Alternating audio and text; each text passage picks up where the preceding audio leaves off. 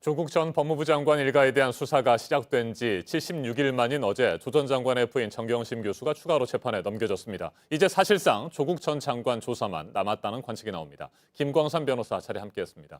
어서 오십시오. 안녕하세요. 네, 지난번에 구속영장이 발부가 됐을 때 11개 혐의였잖아요. 네. 어제 지금 공소장에 적시된 걸 보면 14개 혐의, 3개가 더 늘었군요. 사기 혐의 등도 추가됐고요. 네, 이제 보조금 허위 수령과 네. 관련된 부분이 있는데 그게 한 320만 원 정도 됩니다. 그래서 이걸 사기로 기소를 했고요. 또 하나가 3명, 그러니까 아는 사람이 이제 3명의 차명 계좌를 이용해서 6개의 계좌를 만들고 그걸 가지고 이제 주식 거래를 했기 때문에 이것 자체는 이제 금융실명법 위반이 돼요. 또 마지막 또 하나는 이제 코링크 피의와 관련해서 주주 명부에 아마 정경심 교수의 이름이 올라가 있던 걸로 보입니다. 네. 그런데 만약에 그 주주 명부에 이름이 올라간 것이 청문회 과정에서 제출이 되면 이건 이제 직접 투자한 것이 되거든요. 그래서 아마 이 부분에 대해서 주주 명부에서 정경심 교수의 이름을 지우도록 하는, 그래서 이건 일종의 증거인멸이라고 볼 수 있거든요. 그래서 증거인멸 교사 혐의 이렇게 3개가 영장 혐의보다 더 추가가 됐고, 또 처음에 이제 표창장 유지와 관련된 네. 부분이 이미 기소되어 있지 않습니까? 그래서 사문서 위조 혐의였죠? 그렇죠. 네. 그래서 전체적으로 한 15개 혐의 정도 된다 이렇게 보면 되겠습니다. 네. 조국 전 장관을 지지하는 쪽에서는 그동안 뭐 이런 주장을 해왔습니다. 조국 전 장관 측에서도 마찬가지고요. 몇 개 되지 않는 혐의를 지나치게 쪼갰다.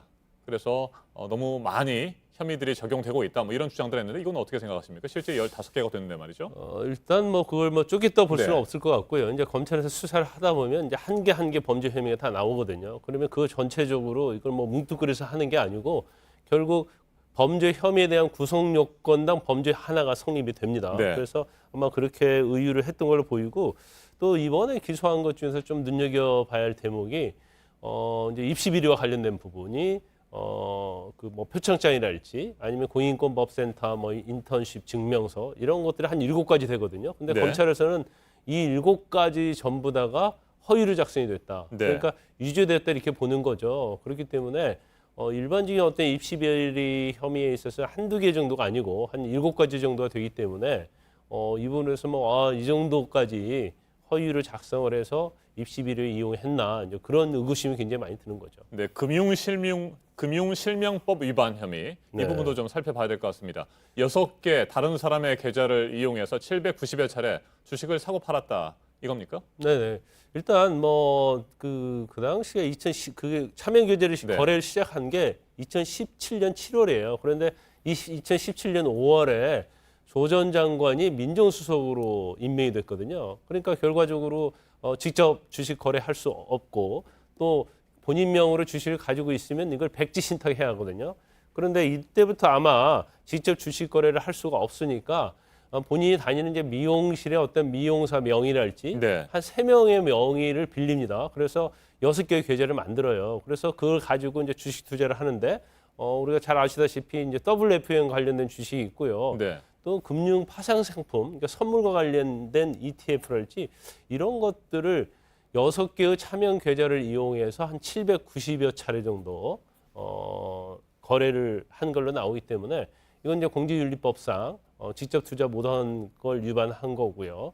그다음에 이제 차명 거래를 했기 때문에 이제 금융실명법 위반이 될 수 있는 거죠. 네. 검찰은 재산 보전 청구인가요? 재산 추징 보전 네, 추징 청구를 보전. 했습니다. 이거 불법 수익이 있다 이렇게 그렇죠. 본 걸까요? 이런 거래를 하면서 미공개로 자본시장법을 위반했다. 네. 그래서 거기에서 취득한 금액이 뭐 한 1억 좀 넘는 금액으로 보입니다. 그래서 이 부분에 대해서도 재산에 대해서 추징보전 청구를 같이 했어요. 기소를 하면서. 그래서 법원에서 이 부분에 대해서는 아마 어떻게 판단하냐는 지켜봐야 할 것 같습니다. 네. 자, 이제 남편 조국 전 법무부 장관 추가 조사 검찰에 소환돼서 조사를 받을 것으로 보이는데 가장 지금 적용이 유력한 것이 뭔가요? 일단 이제 전체적으로 보면 네. 말이죠. 일단 그 정경심 교수의 혐의와 관련된 뭐 입시 비리랄지 사모펀드랄지 이런 부분에 있어서 과연 공모관계가 인정되느냐, 이제 그게 제일 중요한 부분이에요. 공모관계요? 그리고 응동학원과 관련해서는 조 전 장관의 동생과 또 공모관계 인정되느냐, 아마 이런 부분들이 혐의가 굉장히 많기 때문에 검찰에서 이제 수사를 하는데 시간이 좀 많이 걸리고 경우에 따라서 이제 증거를 수집하는 데 있어서 좀 난항을 겪고 있지 않나 싶습니다. 그런데 이제 공통된 혐의에 대해서 이제 연결고리가 있어야 하거든요. 그래서 연결고리에 대해서는 뭐 일단 검찰에서 계속적으로 증거를 확보하는데 전력 투구하고 있는 것으로 보이고 조 전 장관에 대한 혐의만 따로 또 볼 수 있는 부분이 네. 이제 아까 말씀드린 이제 공직자윤리법 위반, 그러니까 주식 투자하는 데 있어서 거기에 개입을 했느냐 하지 않았느냐 이제 그 부분 하나고, 그다음에 이제 WFM 주식과 관련해서 주식을 좀 싼 값으로 받은 게 있지 않습니까? 그게 한 2억 4천만 원 정도 되는데 그 부분에 있어서 어떤 뇌물죄에 해당이 되느냐? 왜냐하면 당시에 민정수석으로 근무를 했기 때문에 네. 또 그와 관련해서 그거 이외에도 민정수석 당시에 부산 경제부시장, 전 경제부시장이죠. 유재수 씨와 관련해서 감찰을 정지시키도록 했느냐. 이제 그 부분이 또 추가가 될 거예요. 그래서 이 부분에 대해서 이제 워낙 혐의가 많다 보니까 조 전 장관에 대한 수사가 좀 길어질 수밖에 없고, 일단 어제 정경심 교수가 기소가 됐기 때문에 적어도 이번 주에는 조 전 장관을 소환하지 않을 것이냐 이제 그런 예측을 할 수 네. 있는데 아마 이번 주에도 아마 쉽지는 않을 것 같아요. 왜냐하면 너무 혐의가 방대하니까. 더군다나 여기에서 조 전 장관을 갖다 계속 수사를 했는데 나온 것이 별로 없다. 그러면 이제 검찰의 입장에서는 굉장히 부담이 갈 수 있는 거죠. 네. 정경심 교수의 공소장에 조국 전 장관의 이름도 여러 차례 등장을 한다고 합니다. 그런데도 공범으로 적시를 하지는 않았어요. 이건 아직까지 뭐 수사가 좀 미흡했다 이렇게 보는 걸까요? 뭐 그럴 수도 있고요. 일단 첫 번째는 굉장히 검찰에서 이제 신중한 모습을 보이고 있다 이렇게 볼 수 있습니다. 네. 아까 말씀드린 것처럼 혐의가 굉장히 많죠. 그럼 혐의 하나하나에 대해서 조사를 하고 증거를 확보해야 하는데 지금 그 과정에 있기 때문에 단정적으로 공범으로 적시하기에는 굉장히 부담이 있을 거라는 측면이 있을 수 있고, 아마 정경심 교수의 공소사실 중 일부는 그냥 공범이 좀 확실하다고 보는 것 같아요.